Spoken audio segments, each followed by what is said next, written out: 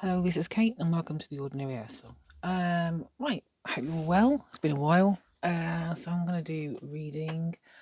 I am being drawn towards some cards right now, which I hadn't prepared, obviously, before starting the recording, so that was genius. But we're going to go for it. Oracle today, not tarot. Let's see what we've got here. I was pulled to that one, Sacred Rebels Oracle. We go with dragons. Should we go with dragons? What do you think? Dragons? Why not? Why not? We'll just see what happens. See if I can pull to any other cards. It's a bit of a strange mix. Sacred Rebels Oracle and Dragon Oracle. I'm going to do one reading and see what happens. Okay. Take the guidance to just talk and let what comes out come out. Lighting's a bit harsh. So, as you know, this is not a very professional setup. So, there we go. I hope you are all well. Oh, God, look at this. Let's sort the cards out. Something about being unprepared. Unprepared. Not used these cards in a while. Okay.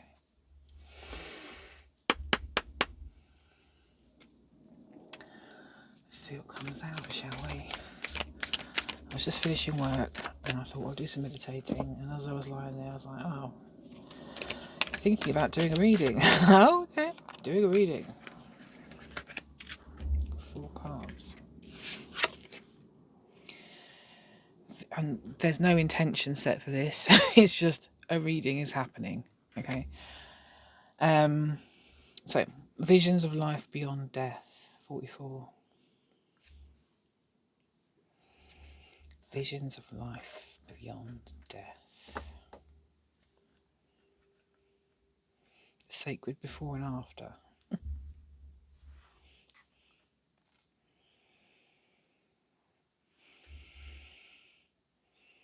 Not just beyond death though, is it? It's beyond life. It's what there is even though life exists. It is the life behind life. It's the consciousness behind life. In front of life, next to life, in life. And it's what we go back to. Visions of life beyond death.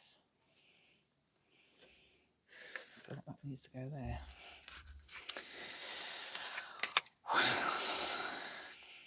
Listen to your truth. What is your truth? Listen to your truth.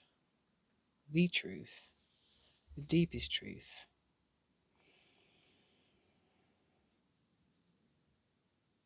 We are spirits having a human experience.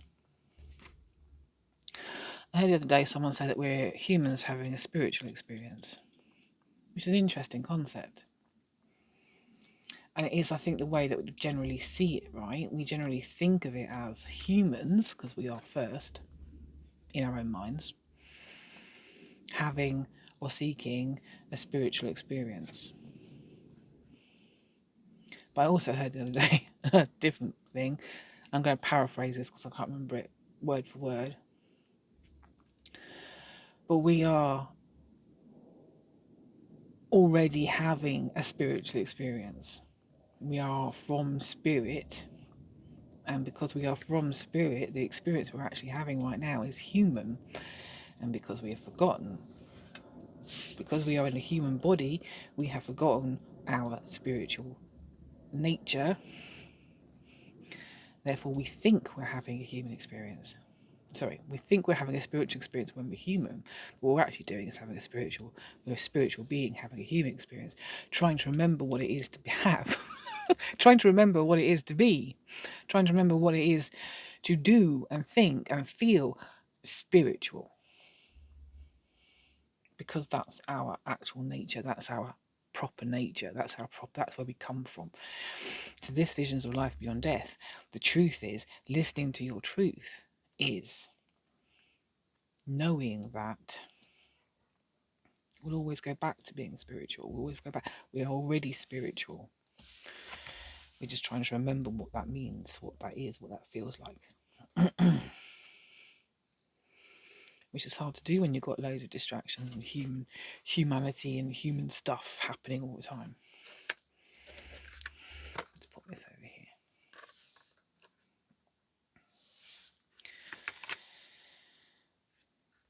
She feels she knows. And listening to your truth is no different to feeling and knowing from the feeling that you're getting, because that's the experience that we're having. If we allow ourselves to remember to be in that moment of just being. Yes, yesterday I was meditating and these thoughts were coming to me. I was like, well, okay, when you're meditating and you're truly trying to get back to yourself and who you really are and your spiritual side, and this really strange is coming out today. It's not strange at all, is it? It's just because of the way it works.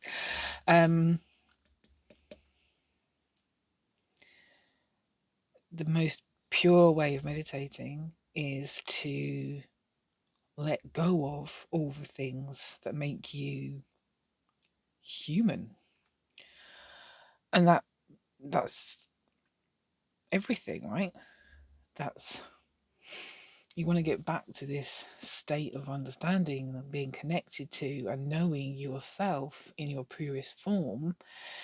There's a letting go of the ego, there's letting go of the labels, of the language, of the concepts, the memories, the preconceived ideas, all concepts around the way it should feel, the way it should be, what should happen.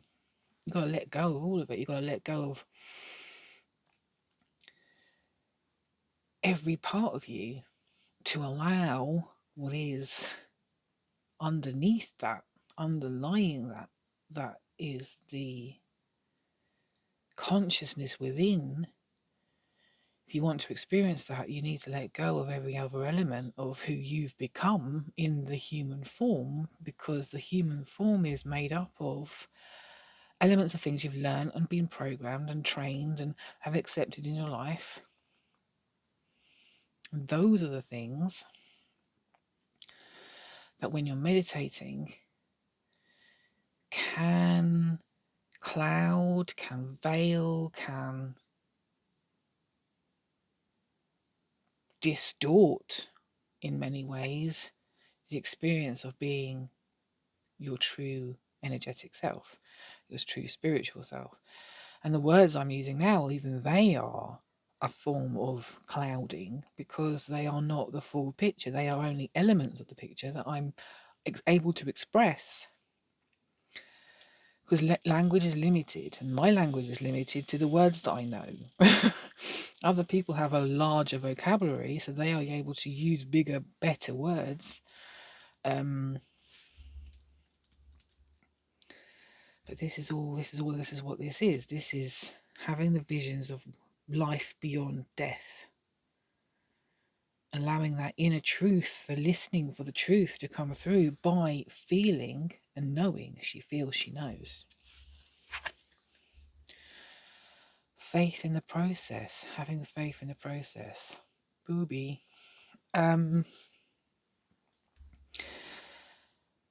The process, have faith in the process of letting go, of allowing, it's not like forever, is it? It's whilst you're meditating. It's for, if you could achieve it at all on any level, to begin with, it would be for a couple of seconds, it would be a minute, it would be, I don't know, if you can do 5 minutes, then well done. It's an amazing feeling and it will stick with you. And the more you do it, the more it will embed itself into who you are, and the more it's embedded, the easier it'll become to do, and you'll be able to do it for longer. But you'll always come out the other end of it. You have to go back to humanity. You have to go back to the words. You have to go back to the labels, the ego, the preconceived ideas, blah, blah, blah, blah. But you might have changed in that process. And it's having faith in the process of little bit at a time, allowing it to grow, not labeling it, not insisting it goes in a certain direction, not insisting it looks or feels a certain way, not insisting that you have to get there by doing these specific things. That can work for some people, insisting that you get there by doing specific things. But if anyone's like me, I very rarely can achieve the same result twice. Doing something over again and for it to be as satisfying as it was the first time isn't ever really achievable. That first experience is wow. Trying to repeat that experience is never going to be the same kind of wow, because it's different now. You're different. You have to go into it a different way. But there's always this underlying certainty that one layer, one level, one layer of who you are is clouding your ability to connect into life beyond death, not just after death. That's life beyond the concept of death, because death is change, it's transformation, it's a transmutation.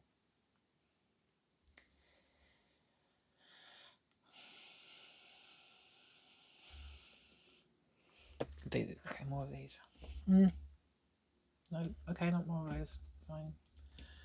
These ones?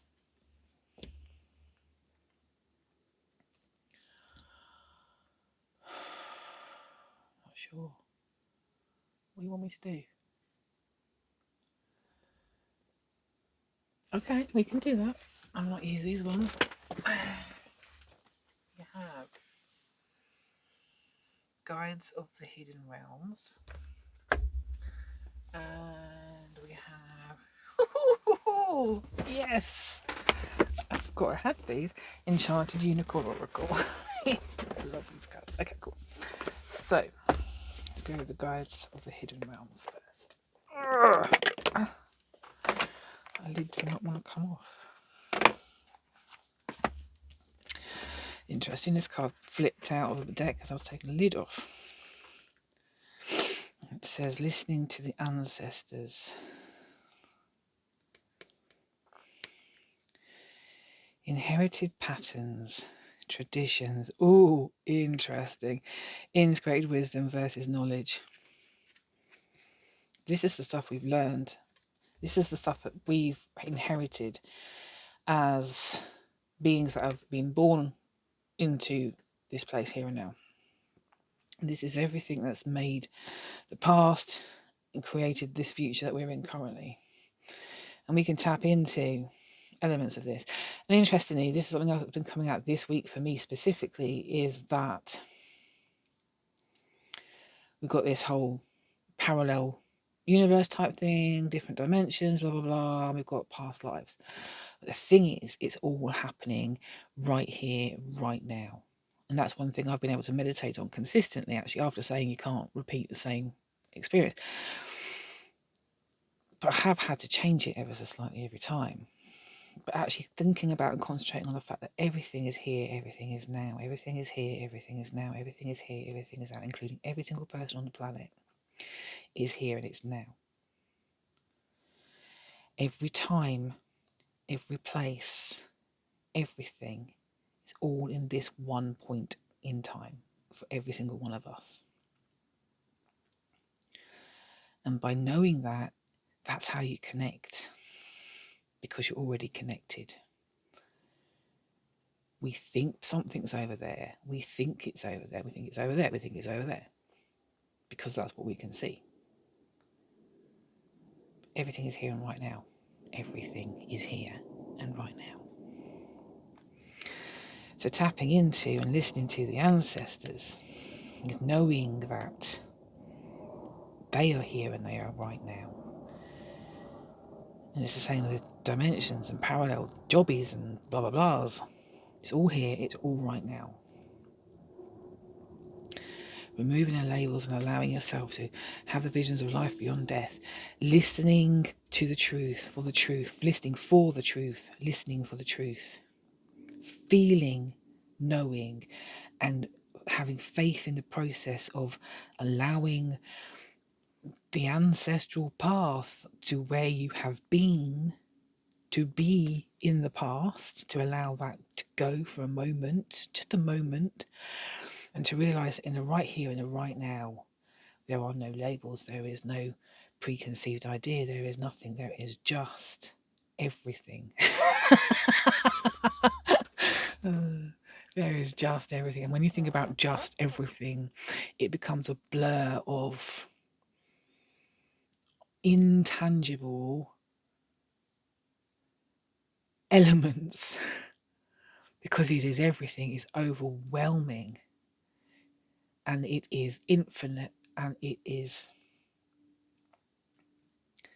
there are no words. There are no words at that point. There are no words. So it's just a deep knowing, connecting, and that's where faith is built.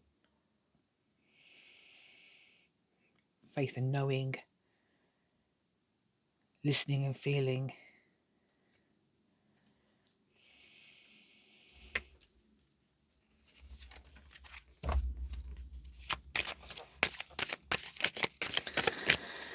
And there's duality in this card as well, right? You get to this point of connected, understanding, knowing, listening, feeling, and you'll realize that both sides of you are one thing. All things are here and now, light and dark, good and bad, all here right now. The two sides of the self embraced together, making the whole. More than two sides to the self, though, right? It's a very human, very linear way of looking at it.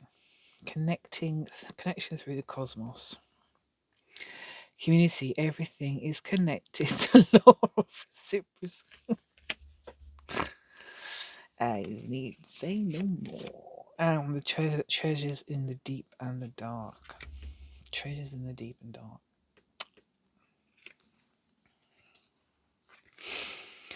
Shadow work, healing old wounds. Allowing the healing to take place. Allowing it to come forth. Allowing the recognition of the duality of the self and the understanding that all things are reliant on duality to exist. Duality creates change.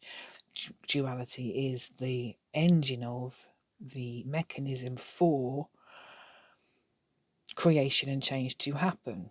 It wouldn't happen if there was nothing like duality. There's no challenge, there would be no change. It is kind of as simple as that. I'm sure someone can explain it in a book somewhere, and there's probably thousands of books already about that very subject. So, but the concept of it, doing a shadow work isn't about denying the shadow or removing the shadow, getting rid of it or kind of overcoming it. It's about accepting it. It's about embracing it. It's about bringing it in and making it part of who you are, and actually finding a means to give it a big hug and say it's okay. It's going to be okay because there is life beyond death. We are spiritual beings having a human experience, and at the core of everybody, that is a fundamental.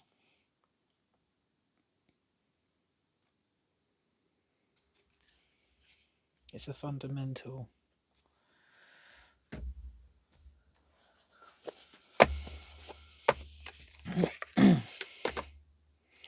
Now these cards are interesting.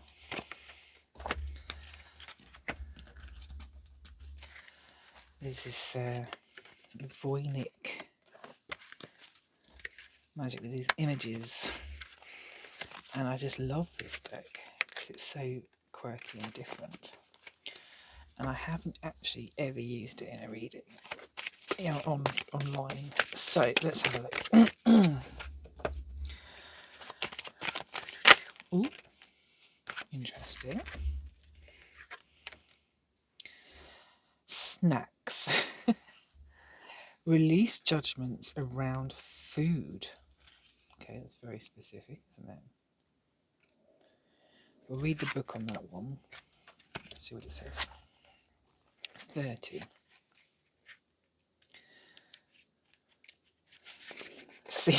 Let's see what it says. I'll hold it up so you can have a read. Strawberries have long been associated with love and happiness. Their sweet berry heralds late spring, early summer, and the start of outdoor parties. Interesting because it's winter currently in the UK. Joyful gatherings often feature strawberries, whether in a glass of champagne or decorating and flavouring a delicious dessert. On a metaphysical level, strawberries encourage us to enjoy the sweet things in life, happiness, abundance, and sensuality. So this is encouragement to start enjoying or be joyful of the things that make you happy. Fill you with the sense of being abundant. Even if it's the smallest things, it doesn't have to be a ton of money or anything like that. It's just the smallest things. It's abundance of laughter. It's an abundance of entertainment. It's abundance of creativity. It's so abundance can take so many different forms. This card appears when you or others around you have been judgmental about food choices. I mean, I don't think this is the message that I'm going to go with this card because hang on, okay, one sec. Fine, okay, I'm going to read the book. I've been told. Okay, fine. Be gentle on yourself. We live in challenging times where food has been demonized. Some food is considered good and other food is deemed bad. And the types of food that are good and bad swap around. Ah, interesting. This is duality. Because things do swap around, don't they? Interesting. For example, avocados, butter, and eggs, once considered bad for you, are now thought of as superfoods. You can be forgiven for being confused. No one food is intrinsically good or bad. Everyone has the right to eat what they want when they want to. And one of the great joys of physical existence is delighting in a variety of delicious food and drink available on this abundant earth. This unicorn appears when you have been struggling with finding the right diet and nutrition or labeling what you eat as right and wrong, creating feelings of guilt and resentment around food. We could easily replace food here, the word food, for spiritual seeking, for loads of other things. This is a good example of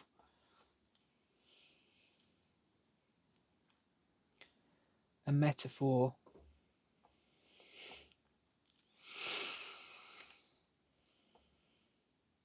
There's a lot of information available about the perfect diet. So there's a lot of information around what it looks like to be a perfectly spiritual person, to be a completely enlightened individual. There's a lot of information about how to achieve that, how to get there, what it looks like when you are there, and then it's all lovely and joyful and and it's just like it doesn't. That's not the way it works because there is always this internal struggle with the good and the bad, the duality of life, the challenge of being alive in a human form, in a human body, because the mechanism for change and creation is duality, cycling.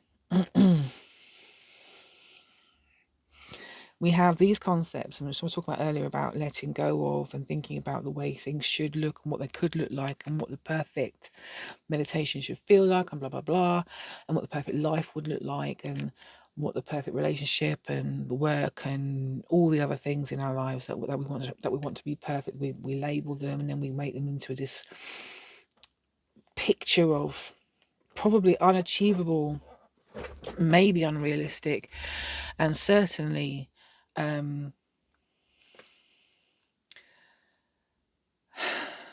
desirable outcomes that we would generally have to compromise to achieve on any level, which is fine. Compromise is great, right? Everyone loves a bit of compromising. Who loves compromising? Raise your hand. Yeah,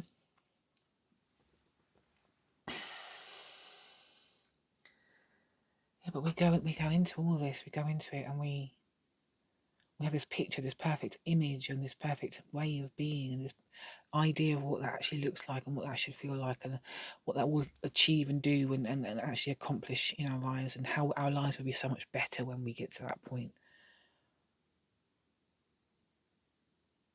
When we get to that point of the happily ever after. I mean, I've said it before, there's no such bloody thing. It doesn't end. It'll just go, oh, you got your happy ending. Well done. Right, well, I'll see you tomorrow, and I'll see, happy ending will continue. Yeah, it'll just carry on, and nothing will change from this moment onwards. I mean, how realistic is that? And we've got this perfect idea, this perfect concept of what things should look like. But what works for one person may be damaging to another. What works for them is what they've had work for them, because that's the way that it's worked for them. It's not necessarily going to work the same. And I've definitely said this before. Say person A has found a way that works for them to do stuff. Well done. They try and teach person B to do the same thing because it's worked for them. Why wouldn't it work for them? Person B has come from a completely different environment, different home life, different family, different thought process, different ability to learn. There could be someone that loves theory, and this person could be somebody that loves some way of learning via touch and feel and doing. This person loves to read stuff. This person likes to get out there and do it. So they've got to where they are, and they're like, oh, I know how to do this. I need to show people. And they're going, right, good, okay, great. But what's the theory about why does this work? Why is it? And then they're like, I don't know, it just does. And they can't teach this person how to do it.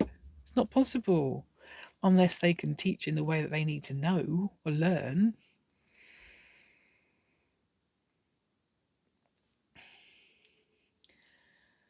And even then, even if they impart the information in a successful way, that they manage to work out the best way of communicating with this person is still only going to take a certain percentage of what they've learnt from this person and take it on board, because then they're going to take it away, and they're going to go away, and this person's going to go away, and they're going to do their own thing. They're going to make it their own. They're going to change it up, or they'll go, oh, this doesn't work actually. No, this doesn't work anymore. I'm going to go and, now I need to think of something else. I need to do something different. And keep some ideas and some concepts from what that person taught me, but it doesn't all completely work for me. So I'm not sure. I'm going to go home.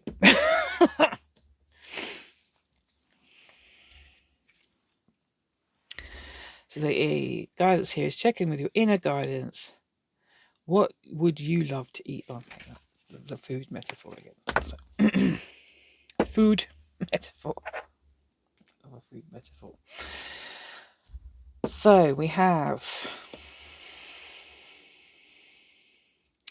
And this sense, when I was talking about the meditating earlier, was about releasing the ideas around the concepts and the labels and the good and the bad and the everything that makes us who we are, the person that we've decided that we want to be, and the person that we identify as, and then all the things that we think about other people and other things, other experiences, and all the hopes and dreams that we have, and then all the ideas about what a good meditation looks like, or what a good holiday looks like, or what should happen at Christmas, or what should happen at Halloween, or what how someone can show appreciation, and then you'll know that they appreciate you because they've done these specific things.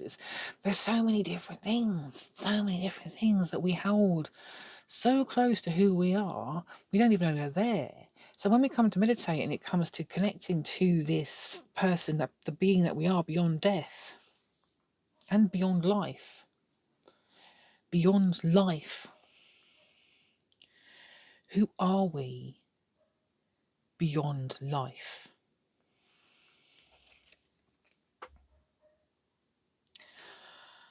Okay, transform your life. Who are we beyond life?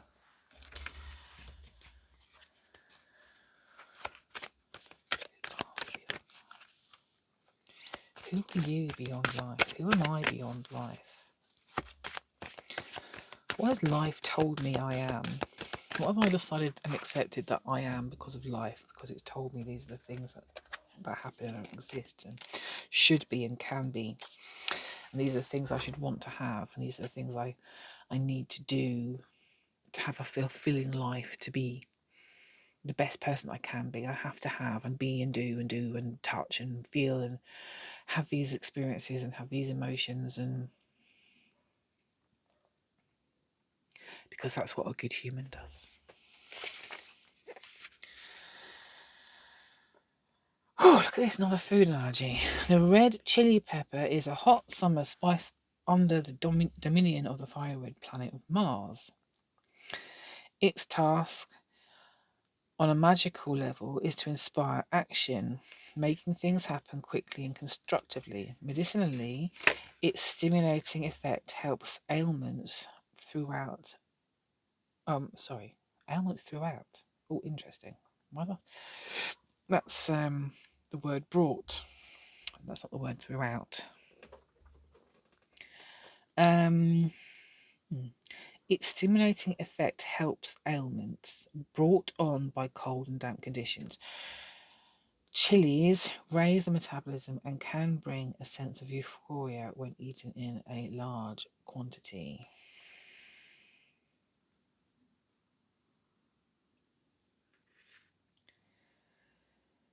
You can raise energy in a room to one of love, peacefulness, and joy. I just heard, just by being able to connect to that abundant self that is belief and beyond life and beyond death. You go into a room and into a situation with no expectation as to what should happen and what will be. You actually allow the room to create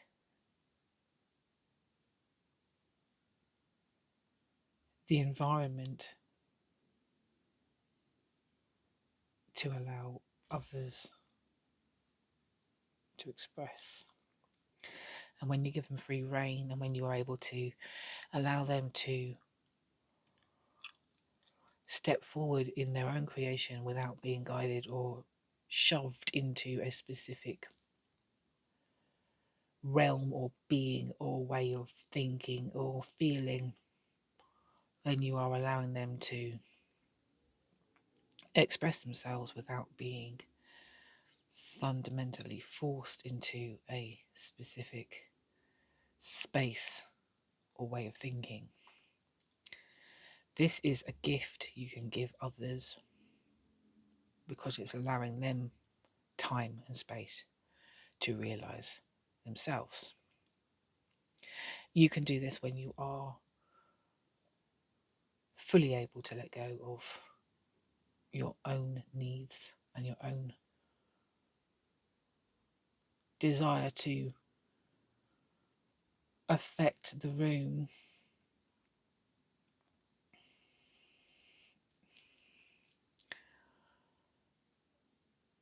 And that's it. That's okay. So your own desire to affect the room. You can bluster into a room and be all like hot and but you can truly make transformation happen by actually chilling out, by allowing the room to express itself, by being part of the room and allowing the room to come into its own being. So the room is the space, the room is the point of interaction that you are currently in. It doesn't necessarily have to be a room, it's the field of perception that you're currently in. Everything is here and now, and we're all in a field of perception. So that gives me the ability to look out and see other people who are in their own fields of perception, and it helps us interact with each other, although we are interacting with ourselves. Sorry, I'm losing the plot. We're interacting with ourselves because we are all different versions of the same thing. I look at you, I see another version of me. You look at me and you see another version of you. We're able to interact, even though we're all here and right now, because we have these fields of perception. And the fields of perceptions, the room is the place where we affect each other. We discharge, it's a strange word. We discharge our perceptions of what we expect to see, of what we want to experience, or what we perceive as ourselves, and what we perceive of other people. We discharge that to each other by interacting.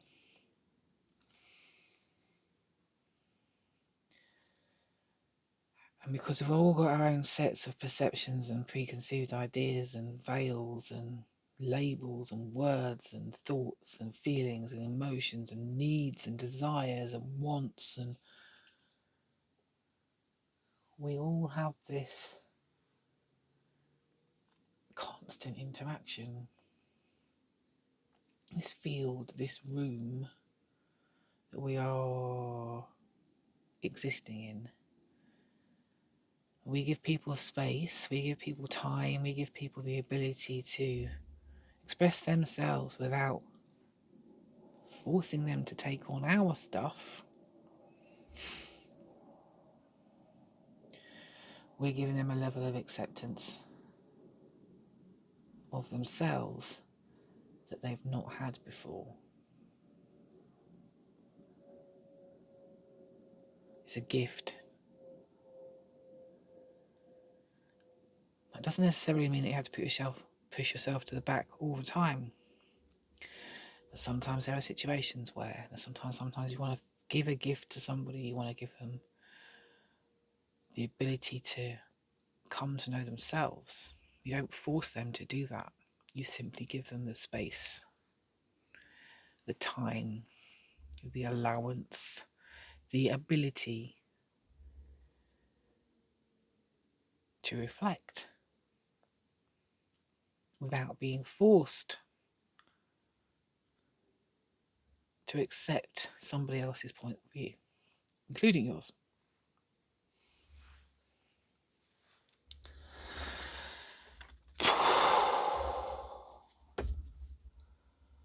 So now the dragons. Okay, sorry, forgot about the dragons.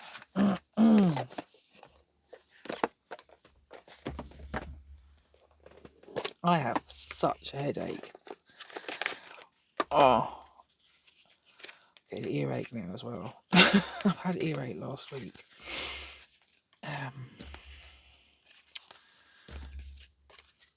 Sorry. Let's have a look. Wow. Yes, I'm going to have to stop in a minute because, oh, that one's the final card. Okay. Air Dragon. Helps you rise above. Can you tell me, please? Helps you rise above earthly matters. Communicate honestly, bring inspiration and hope. See life from a higher perspective. See life from a higher perspective. Bring inspiration and hope. Bring inspiration and hope just by being, allowing others to be.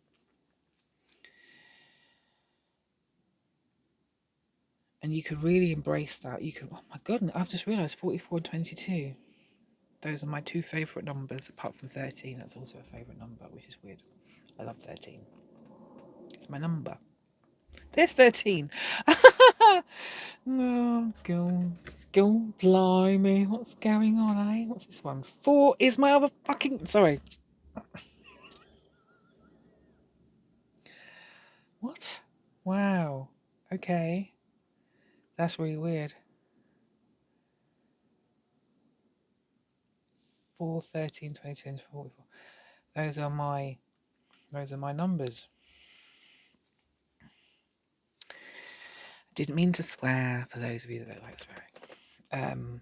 But, you know, it does happen. I have a potty mouth in real life. I am English. Right, anyway. This is all about allowing. This is all about having a high perspective and inspiration and hope and stuff. So, transforming through the acceptance of duality and also by not taking on other people's stuff.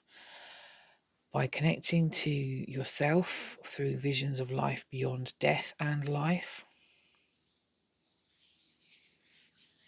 Visions beyond life. Listening to your inner truth, feel and know who you are, and have faith in the process whilst you're doing that. That's the key message there. I am going to stop this now. So thank you very much for watching. I hope that meant something to someone, and I will see you soon. Bye.